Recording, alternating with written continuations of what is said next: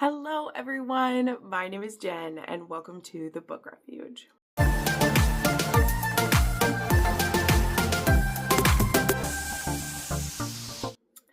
Hello, my friends, and welcome to my February wrap-up, which, I mean, it's no surprise that February just whipped on by, so I won't act like I'm shocked. I mean, it is the shortest month, but I am pretty happy with myself and how much I ended up getting through. I did make it through on Hall and Off, Fix, and Happiness again, and I'm not mad about that one bit, so I won't make excuses about it because there's no reason to. I had an absolutely wonderful time with so much that I read this month, though I will say that regular books, as it were, I shouldn't use quotation marks for those, but I'm more so using those in regards to the Fix, because you guys know I don't count Fix technically as books, even though I count them as things read. It's a weird little dance that we do. I feel like I was kind of just feeling so about a lot of the published works. That's what I mean to say. I was just feeling kind of so about a lot of the published works I was reading. And maybe it's because I had so many rereads to get through. And then I was listening to a lot of like audios as I normally do, and those were pretty good. I mean, you'll see my favorites this month were pretty much all new audios is what those were. And I did let one of the Fix be one of my favorites. Even though I don't rate the Fix, you're still going to see my rating breakdown. So you're not going to know which Fix I rated what, but you're obviously going to see the general idea of how I feel about them because of that, which I thought was interesting when I was doing my breakdown, because when you see how many Fix I read, I was like, well, you're obviously going to know what I'm rating them, but I'm still not going to tell you because I'm not going to do it that way. But one of these Fix ended up in my top 5 because when I was looking at all of the trad pub books, there was 4 of them that I was like, yeah, these were decent faves. Like they were good. They're ones that I'll talk about again. I'm happy to recommend them. But I had so many that were rereads, and I really try not to pick rereads for a fave. And then I just, particularly there was one fic that I was like, I have to have this in my faves. Which, not that I have a problem with a fic being a favorite either. So anyway, that is my little ramble about that, but let's get into it. I'm really excited. I'm also really excited about how my journal page turned out. I had a bunch of time yesterday where I went to a coffee shop to wait for my cousin. Because one of my cousins, I mention this mostly in vlogs. I don't tend to talk about it on the channel too much, but one of my cousins has twins. She has more than twins. They have 5 kids total, but she has twins, and Fargo is the closest like major hospital that does like preemie births and deals with, we have a really good children's hospital and stuff here. And so little baby boy, one of the little baby boys had a checkup for some things. And so I was waiting for their doctor appointment to be done and for them to come visit. And I just took my stuff to journal, and like my journal page turned out really good. This is my February wrap up, and then I worked on my March page over here.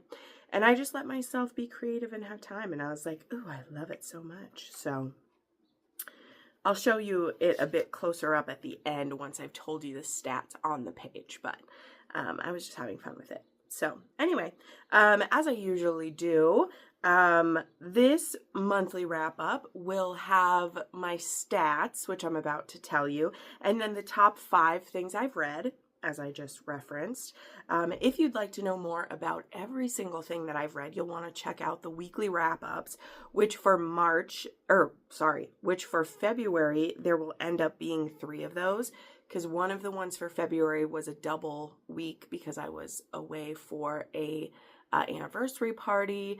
Yes, I know I've referenced it so many times, but my grandparents were married, are still been married for 60 years.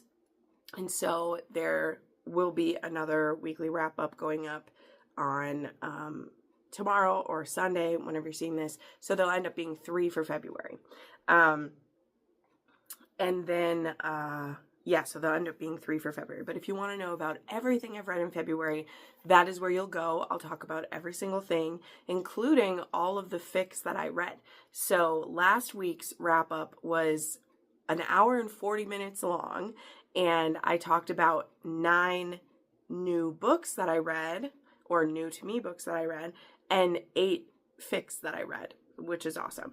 And I have had requests to talk about all the fics in one video, and of course I'm planning one of those. I absolutely will do. I always have done those in the past. They were previously Harry Potter based ones mostly. I had only read a few fics that didn't have to do with Harry Potter before. I'd read some Star Trek ones, and I'd read a Yellowstone one before. So this one will be very interesting because it will be pretty much it'll be exclusively Ilya and Shane ones. But I've had requests for me to do that.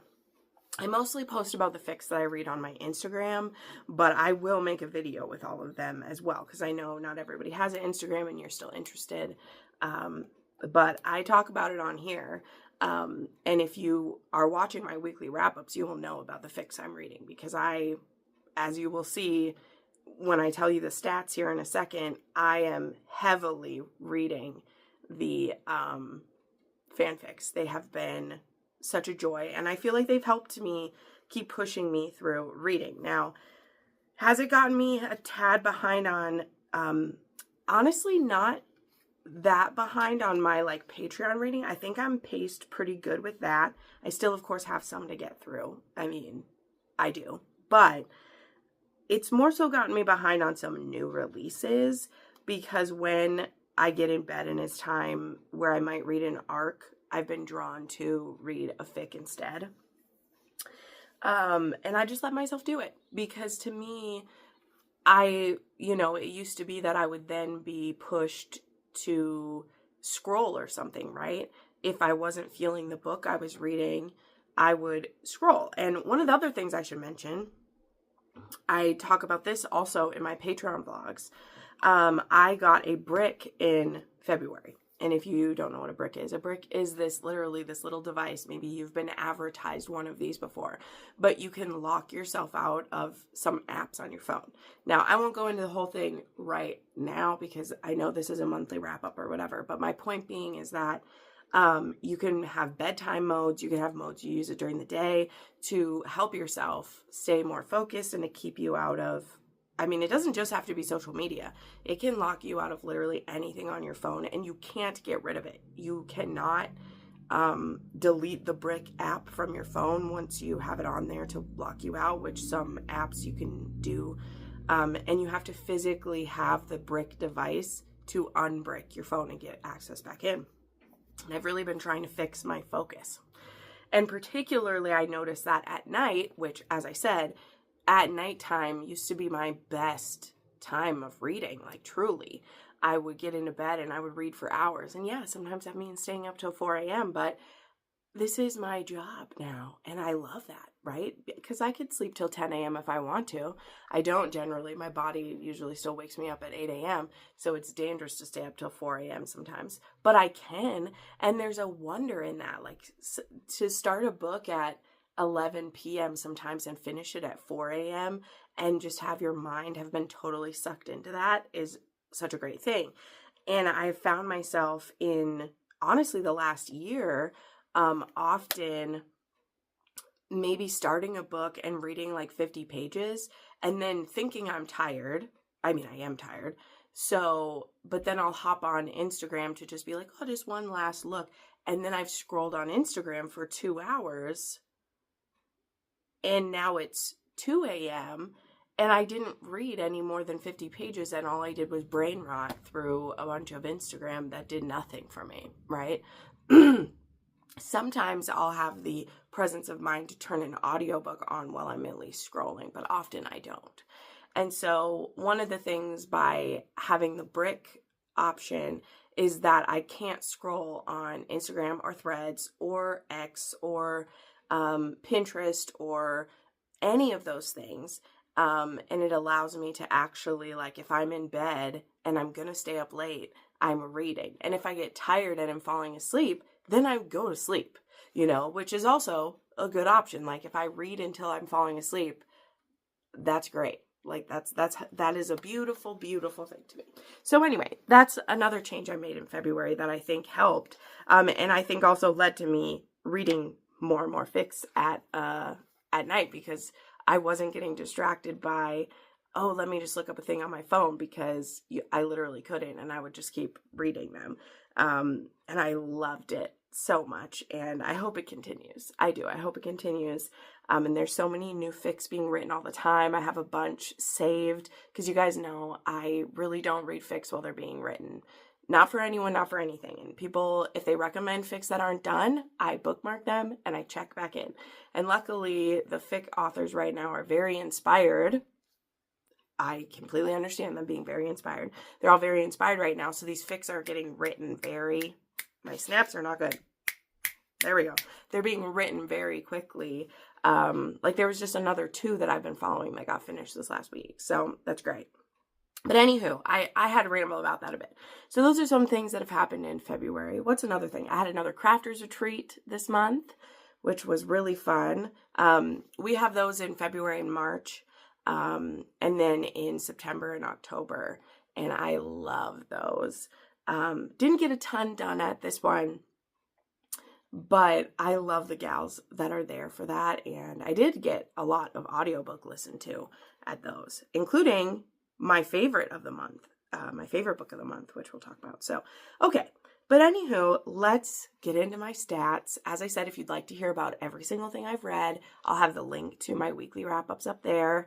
And let's talk about February. Let's talk about it. Everything is melting out there, and it's beautiful, and the sun is shifting and changing on me. And that's okay. We're just going to go with it. We're going to go with it. We're used to that happening around here. So, what are our stats? Again, this month I read 30 books or works of fiction, we'll say, right? And there was 7,981 pages. Now, straight off the bat, I love to analyze while I say that. I'm really proud of that number. Again, not that there's a big deal or whatever, but I'm really proud of that number, because a lot of times February, of course, is my lowest month, just because it's a shorter month. And I'm actually filming this even 2 days shy of the end of the month, because I just want this one to go up on, well, I guess it's only 1 day shy, because tomorrow's the 28th. So I read 30 things in 26 days, because I didn't finish anything today that I'm filming this. And again, part of that is the fics that I mentioned, because some of these were shorter things, because last month was 29 books, which was also great. And that was over 10,000 pages though. So definitely was a bit shorter, but, really, really proud of that. And yeah, you can tell also there's my cute little tracker that I got this month. Isn't that cute? So yeah, I read 29 things last month and 30 this month. So there's the 59 right there. I love it. I love it. I love that little tracker thing. I got it. I will probably upgrade to a cuter one, because I did get this one from Temu, just to see if I would like it. And being that it's from Temu, it's pretty shitty. So I'm probably going to order a custom one that someone did a good job with from Etsy and let someone give it there. All right. The formats were 19 ebooks. Okay. 19 ebooks, 2 e-arcs. There was 1 audiobook and 7 ALCs. All right. And then there was 10 physical books. So all of that right there. All right.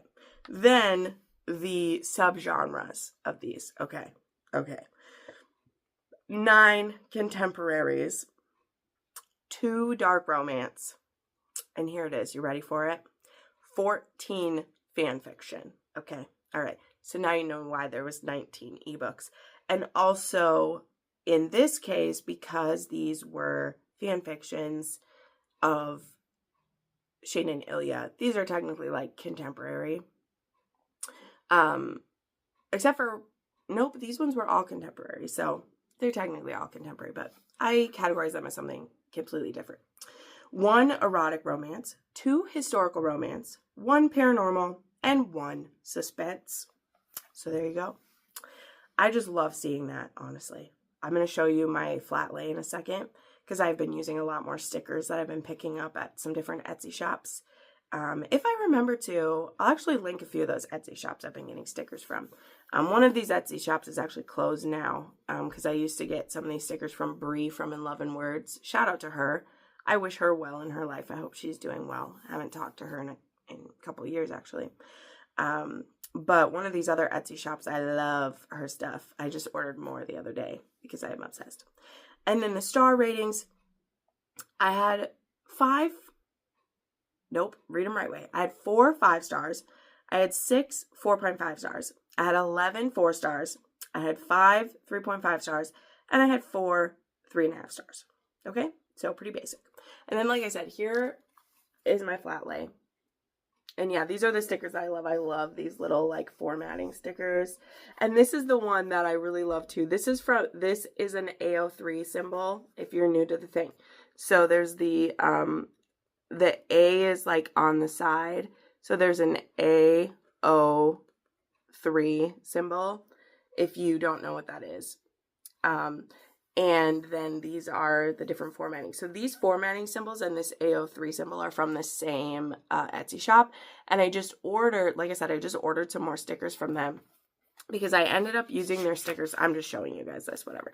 I ended up using their stickers now on my March TBR to just straight up put like whether it's an ARC or an ALC now. I don't normally do that because I don't have a ton of those stickers.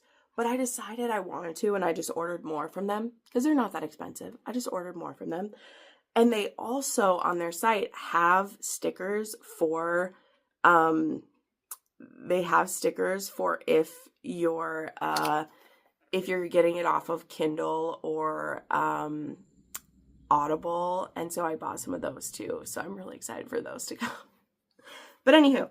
So those are all the stats. I know I just spent such a long time gabbing over those. But some of these books I won't take too long. Also, some other stickers from them, they have these ones that have like 5-star to put on there and stuff. So these are the ones that I can't get anymore because Bree used to make these trope stickers. And I still have a bunch of those. And I've just decided I'm going to use them until I don't have them anymore. But yeah, she used to make these trope stickers and I'm obsessed with them. And so I used those in my journal for this time and made the little flat lay there. So love how this turned out. But anyway, I know some people want journal flip throughs, and I've done journal flip throughs before, but I post them to Patreon because they do not do well on my main channel. So there are a couple of them on my Patreon if you ever want to see them on there, but that's where they are. Okay, the one other thing I want to update on, let me show you guys. It's not quite fully filled in yet, but here's my daily page thing. I still have to fill in the last couple days of I accidentally used the wrong purple right there, but that's a bummer. So that's my daily page reads counts there. The orange and the pink are also very close to one another, so I need to go back through and darken those. But then my favorite page, which I'm so glad I decided to do this page. My friend Joe actually started one as well after seeing mine, but I got the idea from Pinterest. I've said that. This was not original to me. I just adapted it to romance because that's what I did. But the one that I saw was just using regular genres, and I adapted it to be subgenres of romance.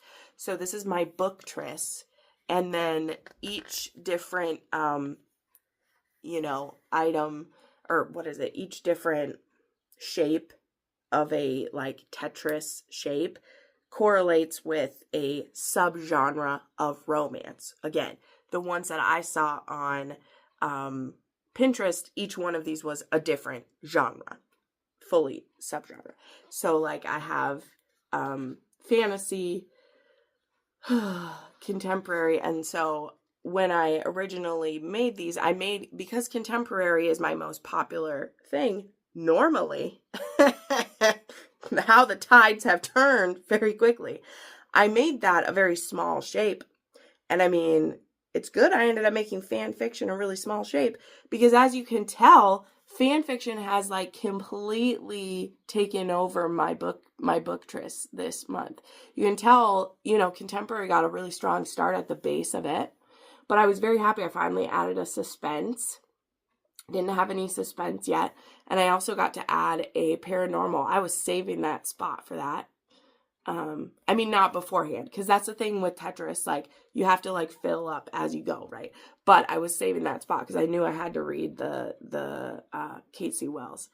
So I'm loving how this one looks so far. But, wow, so much fan fiction is in here. Let's see, what's the other ones I haven't used yet? I think the only one I haven't had yet is the non-romance. I think I've used everything so far. And I mean, the non-romance will just come about if it comes about. I'm not going to force myself to read one of those. That's why the non-romance is literally just the single block, because I don't think I'll read many of those. But yeah, I've had one of everything. At least one of everything. Because yeah, I've had 2 dystopian and sci-fi are in a category together. And then suspense, thriller, horror are all the same as well. That's the red brick there. But that's my Booktress, and that's 2 months worth. So that's 59 books filled up in here. So I think this is looking good. I don't know that I'll fill the entire thing even, but that wasn't the point. I'm not going to try to fill the entire thing, but I just wanted to make sure I had enough room for everything, and I just love how it's looking. Wow. I'm so happy. I did not expect to have so much fan fiction on there at all.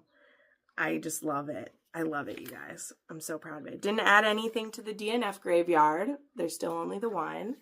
Let's see. I did just add... Okay, I added 2 more books to the... I added 2 more books to my book challenge.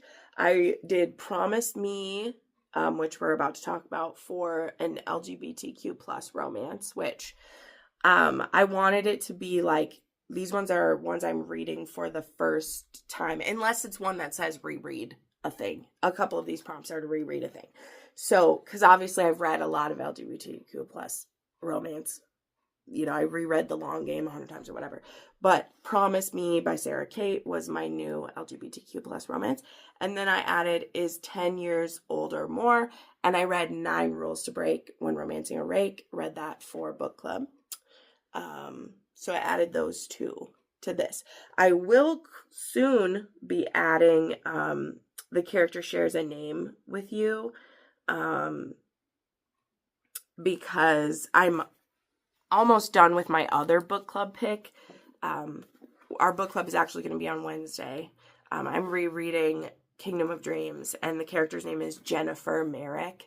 And there are plenty of books that have Jennifer as a character, or Jenn with 2 N's even.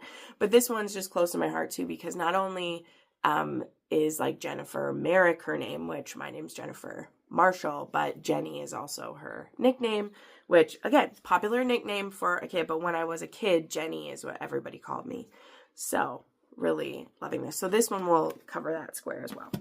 But anyway, that is what we added to that so far, the book challenges. There are more that could be crossed off as well, right? But I'm, like, taking my time with these, right? I'm not, like, in a huge rush.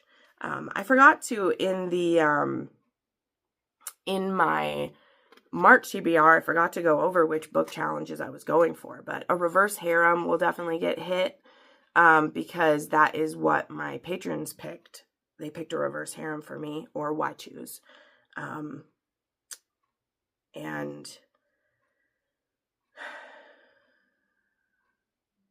I think I've also read a book with chapter titles too. I need to double check. I think I did. And I'll also have new to me. The only new to me author I added was Kathy Yardley. Because I don't count the fic authors in that. So I think that's everything. That's the new stuff I added to my book journal. So let us get into my top 5 reads. I had to adjust just a little bit. We'll see if the sun agrees with us for a little bit longer. We'll see. Okay, my top 5. So let's start off with Cage by Tia Louise. And man, I just find her book so charming. And this is another one that does. And I think she really looks for kind of unique scenarios, right? There isn't, okay, what do I mean by that? A unique take on an ordinary scenario is more what I mean. And by that I mean there's nothing completely brand new really in romance. We all know this. We all know that, especially in the trope-filled landscape that we live in, right? We know that things are going to remain very similar. I even made just a whole video about this, about like trope marketing and how similar things are. And so Cage is, you know, something we've read before. It's a forced proximity, a roommate situation. We have a professional hockey player who's a single dad. We have our heroine who, she's living with 2 of her cousins, and Gina is her name. And then Owen is the one who's going to be staying with them temporarily until he can find a home for his daughter. He is a widower. As I said, he's a hockey player. And him and Gina immediately have a connection. But what makes it unique is actually like the little details. So Gina is actually a like dog. She like shows dogs, and Owen also has a dog, and their dogs love each other. Like right away, they become the bestest of friends. And there's this very like, there's this meet cute kind of disaster in the beginning almost. And it's not even their first time meeting. They've met before, but these dogs are buddies. And in the beginning, Gina is actually giving her dog a haircut. And you don't even have to be like a huge, like into dog shows or any of that stuff. But there's a very specific like haircut she's giving the dog. She literally has like a thing up and she's giving this dog a specific cut because that's a part of the show. How they look. The trim that you give your dog, the way their hair's supposed to go, is showing that you have been feeding them the right things, that you're grooming them the right way to show off the qualities of the breed, right? And she has a poodle, one of the like big poodles, and this just meant so much to me in a way because my family has read and raised and bred dogs when I was young, Cocker Spaniels for us, but we used to watch the dog show together. And so there's a few different things that Tia Louise references without going full dog nerd on that I definitely picked up on, having to do with different dog shows that happen around the world. And there was lots of hints at like, we want to make it to Pennsylvania because that's where like the big dog show happens and everything. And I definitely understood the references too, which was fun. And so, but anyway, she is grooming this poodle and trying to give a very specific puff to the tail and everything. And as she is literally like using the razors on this hair, Owen's dog, Ladybird, comes like running through the house, had got off the leash, and her dog, who always is like very well behaved for her, like jumps, and literally the razors, like she runs the clippers, not the razor, that's the word I was looking for, across the back, and literally like ruins the tufts on the back of the dog. Of course, doesn't hurt the dog, like the clippers don't hurt the dog, but it absolutely ruins the haircut. And it's just this like disaster, but it's also adorable and funny at the same time because the dogs are just in heaven that their buddy is back. And Owen obviously realizes how awful this is and that like they're doing him a favor by him like staying with them, and his dog keeps like messing things up. But at the same time, like it's not like she's devastated, but it's also like she understands dogs. She's not like angry. She's just kind of like, oh no, he won't win now if he doesn't have this specific look. Like he can only reach so far if you don't have all the elements and everything too. But I just thought that is like those little details that some people, they might end up being boring, but I'm also making, like, my explanation of it is like taking longer than the scene itself really takes to play out. But that's what I mean, is like those type of details in the story make it like really fun at the same time. If you know just a little bit about what she's talking about, it's really fun. And if you don't, then the scene just plays by and it's a comedic scene and it's great. And then the rest of the story is like, it's a forced proximity, and eventually his daughter comes to stay with them, and the rest of the house is like, well, just have her stay with us, because his sister moves there then too, and because that's who's been like taking care of his niece. And how does it progress with him? I can't remember if they...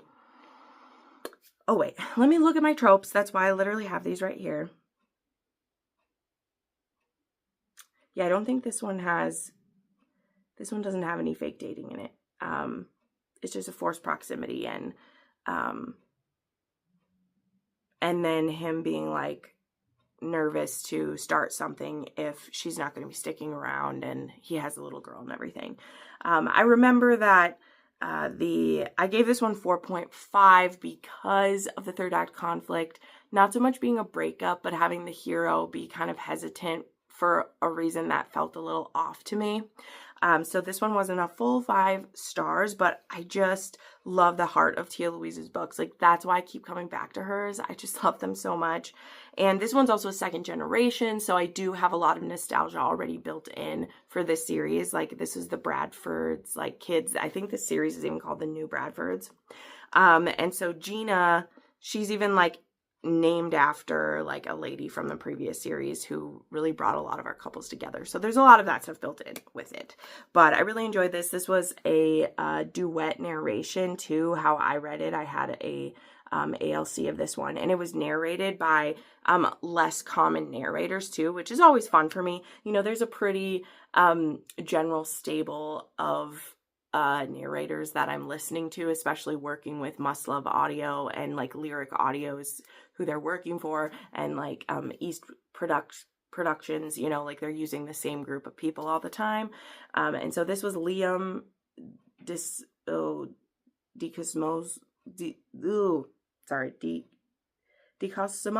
and Willa James. Sorry, I just so butchered that, but I really enjoyed their narration together.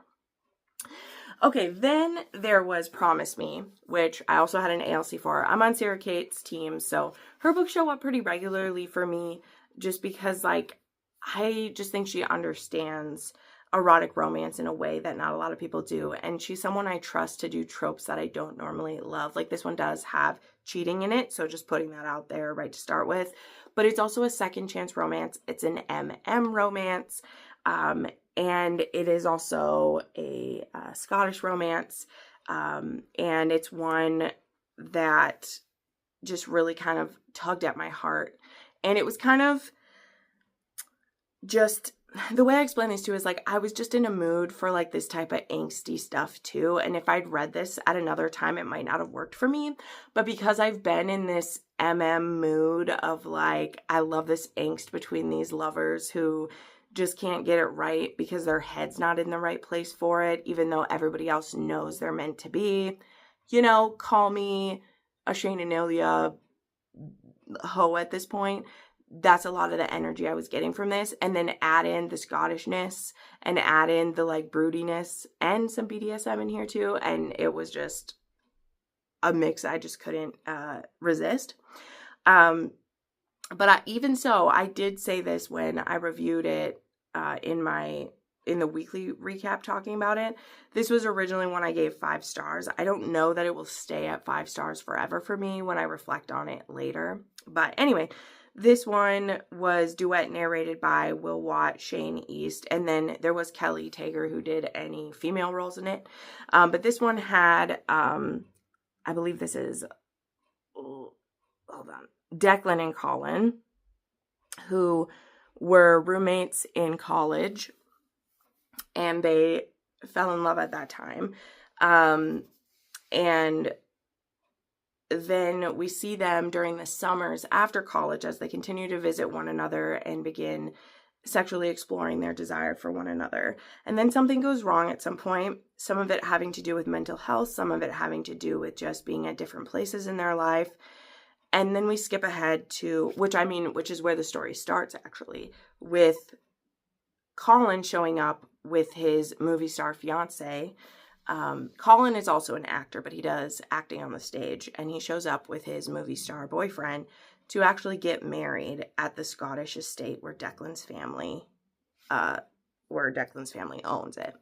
And Declan actually is the one who is kind of taking on the responsibilities of the wedding, as kind of a dare to his sister. There's a whole bunch more that goes with that.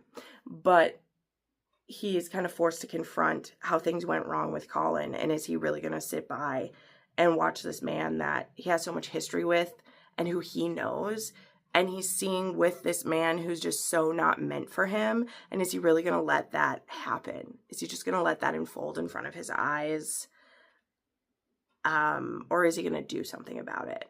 And I appreciated how he went about that. And yeah, it was very angsty, and there are times where you want to slap their heads together, but I also thought it was beautiful at the same time, because we do stuff like this, and we fuck up a lot. And that's what I think that Sarah Kate really tapped into with this one. So, is it my very favorite of hers ever? No, and that's why I said, like, when I gave it 5 stars, it was really for the emotions that it left me with at the end. But if I were to hold it up beside a bunch of her other books that I've given 5 stars, it probably wouldn't stay at the top of that. You know what I mean? So that's a thing you just have to contend with when you review the same author again and again, is that when you compare it to a book you just read, it might be 5 stars, but when you compare it to other work by that same author, maybe you're like, well, you could have done better, but it's also still, lots of feelings happen. Lots of feelings happen for sure. Okay, then there was the one I would consider my favorite new read of the month. This was another ALC, and this was another beginning of a new series, and another connected to other books as well. Like, that's just where I'm at this point, is so many books I read are deeply entrenched in like other things, but I really liked this one because it had a lot of stuff that I love in it. It was Forever Undone by J. Salmon, and this is the first book in, oh shoot, I was going to make a note. Forever Boston, I think of what the series is, but it really continues off of the Boston Billionaires, or whatever her previous series was, because it's the same age range. So this isn't going into like a full new generation. It's the same like age people as what we just seen. But it is still within the Fitz and the Hughes families. And there's even the family tree in the beginning, so you can see where it fits in. From me, I've read the completed Boston Billionaire series. I didn't read the other previous series from her yet. Which someday I hope to. I want to listen to the other audios that she has done and everything. But this one I know, like, I knew who some of the people were and everything in this one. So this one is about, Skye and Aston, and this book has some tropes I absolutely love, okay? So this one, though, starts with a, like, party, and it starts 2 years ahead of where most of the story will be, and there's a party that Aston has went to, which is our hero, who's a single dad, and the whole thing is he's having a night out, finally. He has just, like, taken, okay, in the 2 year one, we won't go into everything, jeez, my brain isn't working, but he's a single dad, he's divorced, and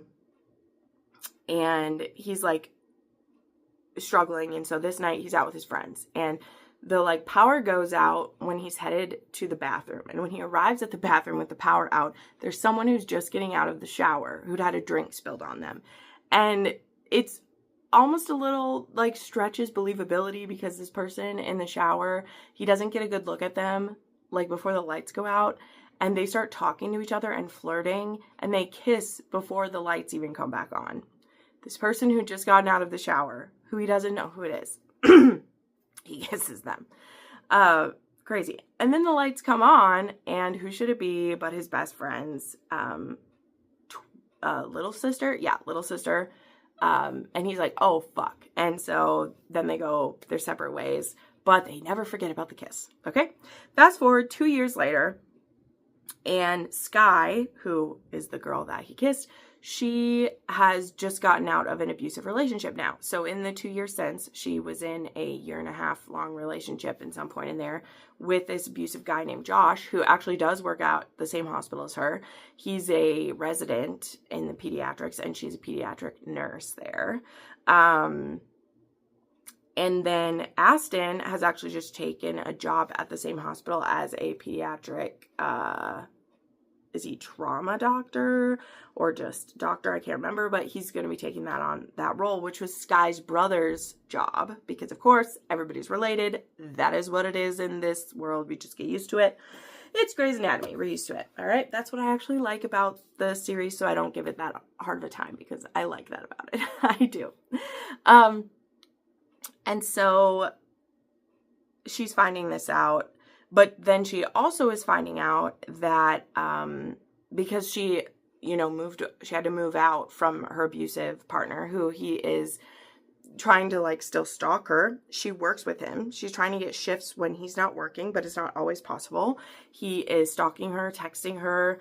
It's pretty creepy, actually. This is an abusive asshole. And so her brother has let her move into his penthouse, because again, he left. He's going to be doing 2 years in the Sudan as a Doctors Without Borders, and Aston is taking his job with his daughter, who I'd said in the beginning, he was divorced. Well, now his ex has died, so he's a single dad to this little girl who's grieving the loss of her mother. Her stepdad didn't want anything really to do with her now that the mom is gone, and so she's very kind of lost little girl. Now, what Sky doesn't know, and what Aston didn't know, is that the brother also told Aston that he could stay in the penthouse, because at this penthouse, there's also a room for the little girl already, because whenever they would visit, they would stay at his house, that's cool. I guess to be able to have an extra room that because she even calls him uncle and stuff. So, I wish I had extra rooms for my nieces to have too. So must be nice. That's a billionaire life. It is. So they've both been promised they could stay here, and Sky just doesn't have the time to find another place. And Aston was planning to buy this place from the brother. And so he's like, I don't want you here. And she's like, well, my brother promised me this and I'm not leaving. And so they get the brother on the phone, and he's like, you guys will just have to share. There's literally plenty of rooms you have to share. And the brother doesn't know that they have kissed before, and so there's sexual tension here. So he's just like, what's the matter with you guys? You can do this. You both work at the same place. You both will be tired a lot. You can share it. And they're like, fine, we will. But they're going to set all these ground rules so that the sexual tension can't boil over for them. But then also the little girl Zoe starts really liking her, which Aston is like, she needs a really good female role model in her life. And then the second, or third shoe, I don't know how many shoes have dropped now, is that Sky finds out she's pregnant. And of course, it is her exes, her abusive exes. And that is just about the worst news ever. And so this is a little ways into the book that we find this out. And so her and Aston have already started getting along at this point. And so he offers, why don't we get married? Because that will give my daughter a good role model. And it will give you someone legally. So, because then when Josh finds out you're pregnant, because he will, and you will eventually have to tell him, there will be a husband in the way to make things better or whatever. So anyway, they come up with a whole reason. So this becomes a marriage of convenience. And then very quickly he's like, I also want to date you. So we're married. Let's also start dating. So this is one of those that it's very drama heavy to me at the front end, because once they're married to one another, they very quickly admit they're having feelings. And she's very like, oh, we can't do anything. I'm like, bitch, you're married to him now. And he's saying he wants to be a parent to your baby either way. Like, he's planning to be on the birth certificate of your kid. So I don't know why you're fighting so much, but no, I thought it was so cute. I love a not his baby. And of course, when this slimy fucker is going to find out that she's pregnant, I love having the full weight of the Fitzes to be like, dude, we'll squash you like a bug. Get out of here. So I love this one. It's absolute wish fulfillment. And I just thought it was so sweet. I loved Zoe. I loved how precious she was with Sky. And I just loved the whole thing. I loved it. Then I actually just read this one the other day. This author shows up a lot as well. We have Kristen Proby and her new series that is with Montlake dropped, and I had an ALC of this one. Oh, I forgot to tell you. I'm so sorry. Forever Undone was an ALC as well, and this was the first duet narration from Jay Salmon that I'd ever had. That's why this was important. And this was narrated by J.F. Harding and C.J. Bloom. Wonderful. Wonderful. Love that. Sorry. That was important to say because I had the narrators for this one as well was Connor Craze and Savannah Peachwood. This one was dual narration. But it was fun to mention this because this one was, the heroine is an audiobook narrator. So I thought that was really cute. But yeah, this is the first book in Triple Creek Ranch. And yeah, it's going to be coming from Montlake. This book is out already now. This is great. It came out on the 17th. And I thought this was so great. So from what I can tell, though, I didn't see much how this one connected with some of the other Montana ones, but it definitely connects with some of her other like Seattle ones and everything, because the hero, he like actually plays in Seattle in the beginning or something. That's the vibe that I got anyway, because he's playing hockey in the beginning when his like adopted father dies and he goes back to the family ranch, and there was him and his brother Gideon. It was his like foster dad, his adopted father dies.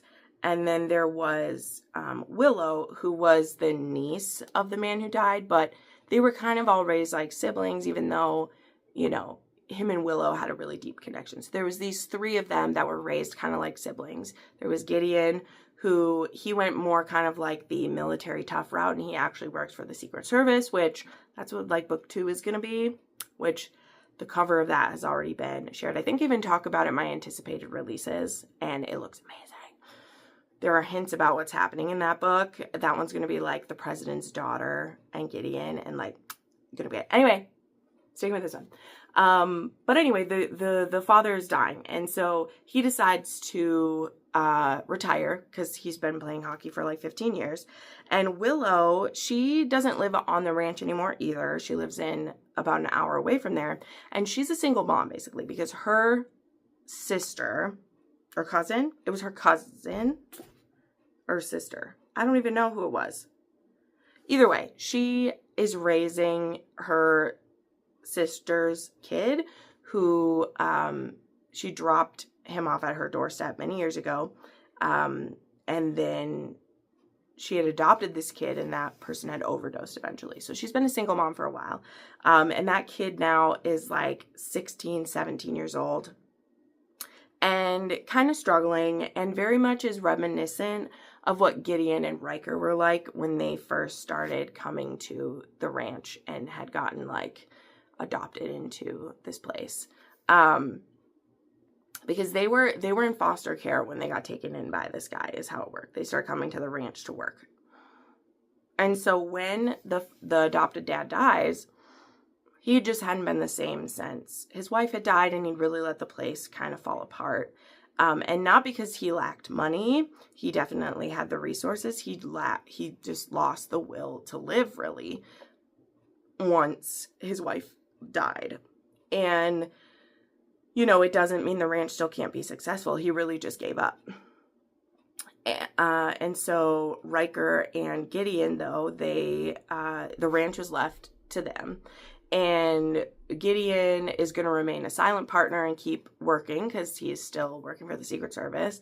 And Riker is like, this place means everything to me. It really does. Like, it's what, it gave me purpose, and I love playing hockey. It's what gave me, it gave me money, it gave me success, it gave me all those things, but this place is my home. And so he doesn't hesitate at all. He quits hockey and he moves back. And so then when Willow's having trouble with Aiden, her son, she comes to Riker and is like, hey, Aiden needs to be put to work because he's going to end up in a lot more trouble than he is now if he doesn't have purpose, and that really worked for you guys. So you do it, and Riker is like, hell yeah, bring him. And also, hey, why, she's having to drive 4 hours every day, an hour to bring him there, an hour back, and then an hour to pick him up and come back. But she tells him, she's like, just leave him here during the week. He'll sleep in the bunkhouse. That's what we did, pick him up on the weekends. And she's like, I'm not going to abandon him here. Because that's what it was like for Willow when her mom was still alive, which again, she was a niece to it was her uncle's ranch. Her mom just couldn't wait in the summer to dump her there and then go do whatever she did. And Willow's like, I'm never going to abandon him. And again, Willow is an audiobook narrator, and she has a booth at home. And so she has to be working at home. And so she's making these travels. And Riker, being the devious man that he is, though, he actually builds her a booth at the ranch so that she can stay out there and not have to drive as much. And then also, of course, there's great chemistry between the two of them. This truly, one of the only faults I have with Kristen Proby, and it is starting to slowly eat away at me. This happens with a lot of authors. I do not just hold it against her. It is literally just a symptom of the genre where it's at right now, and where I'm at is she just does not do any subtlety with attraction at all. She doesn't write subtlety at all. And, I've shared this I'm rereading some of her other books. I have 2 of her books that I need to reread still in the next week for my patrons. And I'm excited to reread them because I do love the characters she makes. I love the found family stuff. I love the ranching stuff too. I do. I am a cowgirl in my heart, okay? I live in the city now, but I grew up on a farm, and I grew up around horses and cows and dogs. And I've said it already, I love it. And any of the stuff where they're actually working with the animals or dealing with the small town stuff, I eat it up. I love it. But he looks at her and he's getting hard. She looks at him, she's thinking of her panties being wet. That's the only way Kristen Proby writes attraction, is one way. And I think it's just really stark right now. Wow, I feel I'm saying this with absolute love in my heart because I love this woman. I feel the presence of my dear friend behind me right now when I say this. I am currently reading a historical romance, one of my favorites of all time, actually. And the way that this author has shown attraction in 4 different ways. I won't go into that now, I don't have time. But I'm tracking them because I'm going to talk about it in my book club.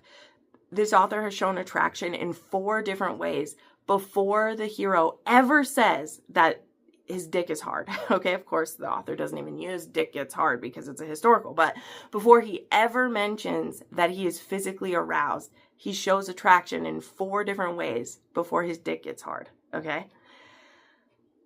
That is the first thing that is known, right? And I know, and the thing is too, is the character that's created, I'm really not ranting about this badly. I gave this book 5 stars. It was really cute. But it's almost like I feel that way about it despite the fact that the only way this author writes attraction is that way, And it just kind of is like, it's that thing, it's that saying like it's the fly in the ointment, or it's that note of sourness under a beautiful floral bouquet, right? Where I really am loving everything about this book.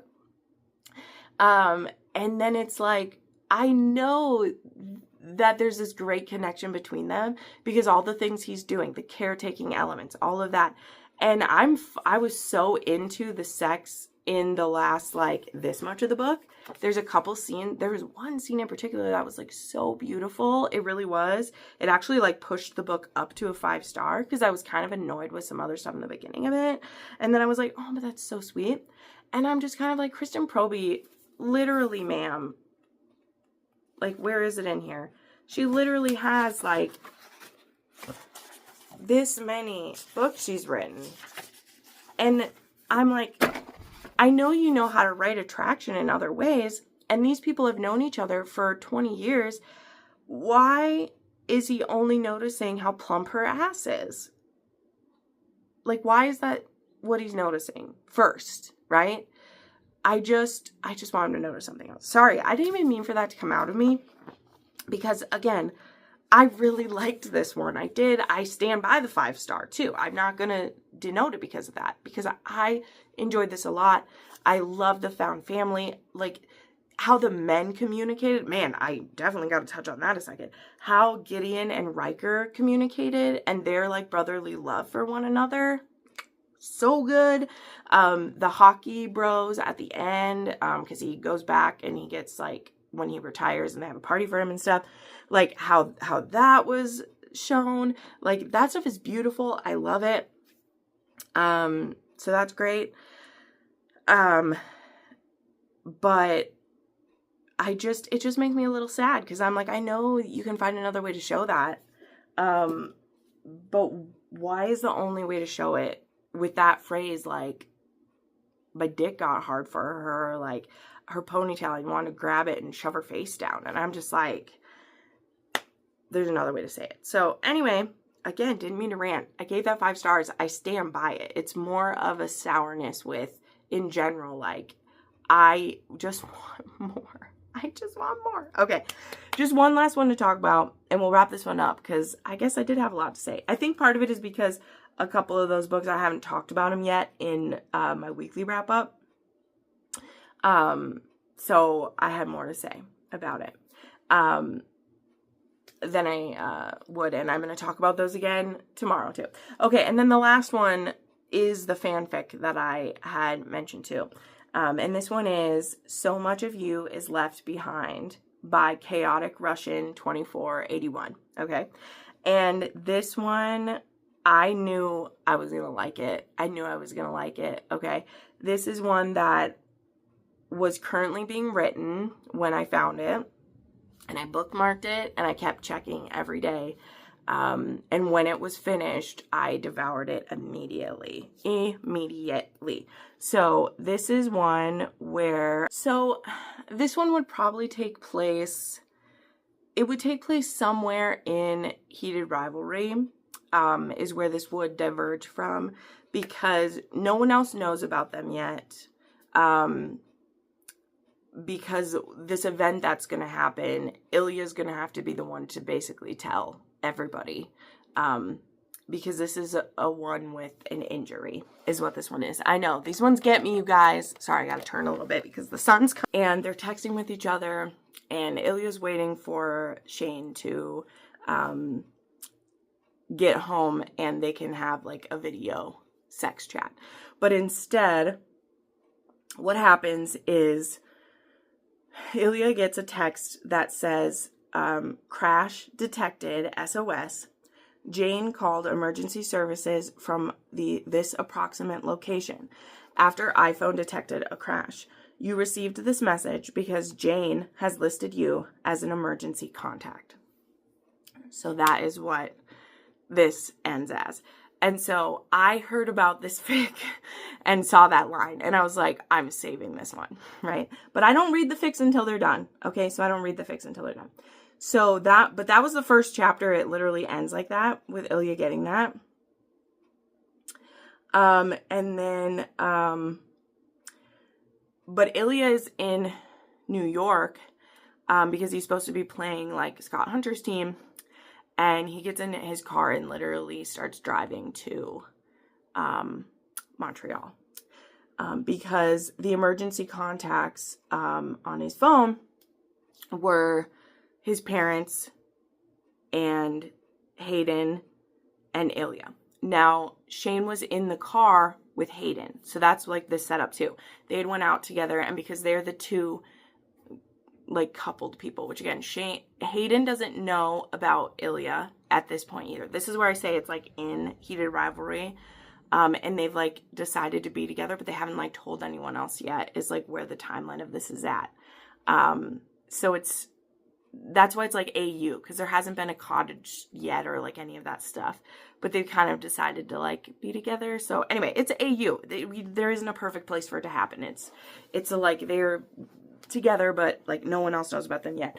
But Shane has him as this emergency thing so that if anything ever happened to him, someone would tell. There's also a couple other steps Shane has taken that Ilya didn't know about. So the next thing that happens is Ilya is on his way, and Ilya arrives in Montreal, and he has a key to Shane's house. So he lets himself in, and he doesn't know what to do yet because he doesn't know where to go. He doesn't know what hospital he's at. He doesn't know what he should do. So then this is like 6 hours later. I know I'm setting this up because it's important, okay, to set up this story for you guys. And he, like 6 hours later, he receives a text from an unknown number, but it says this. It says, Shane asked me to text this number if anything ever happened to him. He told me to text and give his location. I'm trusting my son's judgment here. He is at Montreal General Hospital in the critical care unit. I'm sorry to make contact this way. This is David Hollander. So Shane had also told his dad, if anything ever happens to me, please text this person. Didn't say who it was, didn't say what gender this person was, just said, please pass on this information. So Ilya is literally like, what the fuck? And he messages back and is like, thank you, I'm here. Can I ask what's going on and where can I find him? And they say, he's on life support. He's in a private room. I assume since Shane asked me to contact you, he wants you to be here. You're welcome if you'd like to come. So that's the setup of this, basically. Okay. Ilya is absolutely destroyed, and he has the full weight of this decision on him. Okay. Nobody knows yet, but if he wants to be there for Shane when he could possibly die, and this could possibly be his last chance to see him, he has to take the full weight on of outing them for a chance to see Shane one last time. And that is what makes this story so compelling. Okay? It makes this story so compelling. And I promise it has an HEA. It absolutely does. But that's why I also wouldn't read this fic until it was done, because the fic author was promising we'd get an HEA. But when I first heard about this story, there was only like 4 chapters of it written. And there absolutely is not an HEA yet. So I don't trust anyone until it's absolutely done and there. But it goes on from there of course, Ilya does decide to go, and he, is taking a huge risk and showing up there and at first outing him, outing Shane and him to Shane's parents. And of course, them being absolutely wonderful. Sorry, I'm going to bawl my eyes out. I love fan fiction, you guys. I love fan fiction so much. Them being absolutely wonderful to him.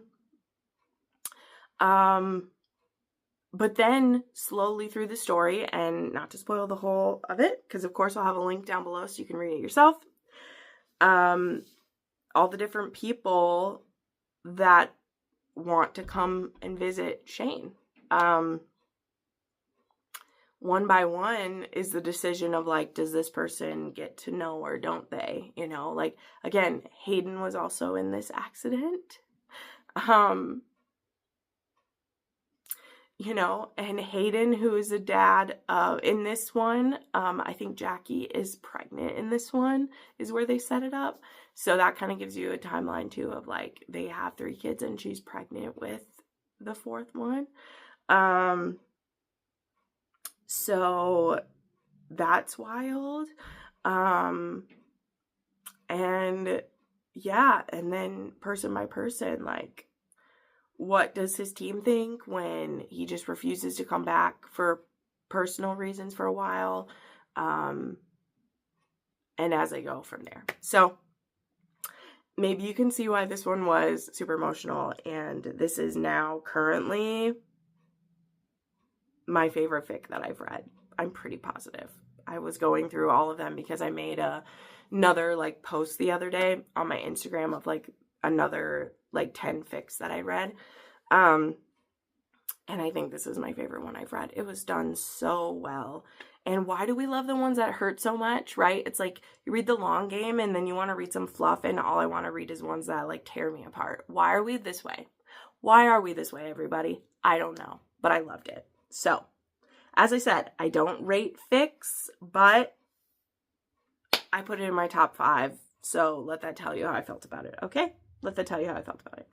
All right, time to wrap this up. I didn't mean for this one to be so long today, but it just happened. I had to. I had so much to say. So anyway, let me know what your favorite books of February were. As I said in my March TBR, which maybe you didn't see because for some reason nobody watched my March TBR. That's always disappointing. I have a lot of fun giveaways planned for March, so make sure you go watch that video and find out more about that. Make sure you're following my Patreon, which is where all of the giveaways will be hosted at. You do not need to be a member of my Patreon to join the giveaways, but you do have to be following me there if you want to get in on them. And yeah, thank you so much for watching, my friends. I love you all so dearly, and I'll see you next time.